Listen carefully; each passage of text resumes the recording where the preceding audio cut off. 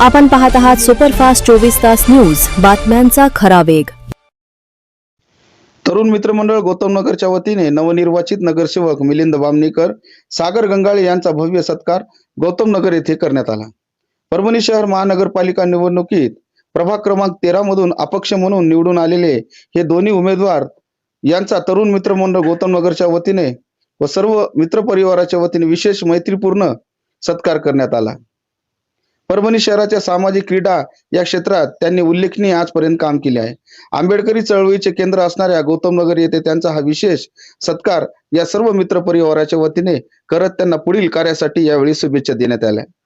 यावेळी बोलताना मिलिंद बामणीकर म्हणाले की आंबेडकरी चळवळीचे केंद्र असणाऱ्या गौतमनगर येथे माझा आणि आमचा हा सत्कार होणे माझ्यासाठी अतिशय अभिमानाची बाब आहे। आंबेडकरी चळवळीच्या विविध आंदोलनभूमी म्हणून गौतमनगर व येथील सर्व नागरिकांचे मोठे योगदान आहे। तरुण मित्रमंडळ गौतमनगरच्या वतीने हा माझा सत्कार केल्याबद्दल त्यांचा मी आभारी आहे आणि परभणी शहराच्या सर्वांगीण विकासासाठी महापालिकेच्या माध्यमातून निश्चितच नागरिकांच्या विविध समस्या सोडविण्यासाठी आमचा प्रयत्न असेल असे म्हणत त्यांनी सर्व मित्रपरिवाराच्या वेळेस आभार मानले।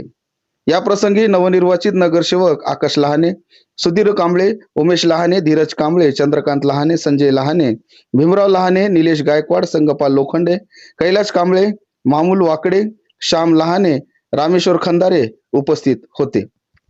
प्रथम सर्वांना जय भीम। आणि ह्या ठिकाणी गौतमनगर हे आपलं आंबेडकर चळवळीचं केंद्रबिंदू आहे।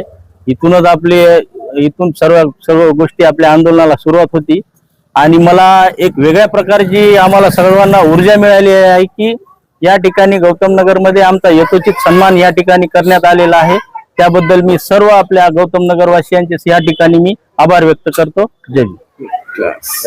परभणी शहर महापालिकेमध्ये प्रभाग क्रमांक 13 मधून आमचे मित्र सागर भैया गंगाळे आणि मिलिंद बामणीकर आणि मुजाहिद भाई हे तिघ जण भरघोस मतांनी निवडून आल्याबद्दल यांचा आपल्या गौतमनगर मित्रमंडळाच्या वतीने एक सत्कार करण्यात आला।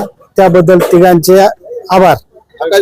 मिलिंद बामणीकर असतील, सागर भाऊ गंगाळे असतील, हे आपल्या सोबत सामाजिक विविध क्षेत्रात देखील काम करणारे तरुण आज आलेले आहेत। विशेष करून अपक्ष आलेले आहेत। आपण सुद्धा यावेळेस मोठ्या मताधिक्याने विजयी झाला।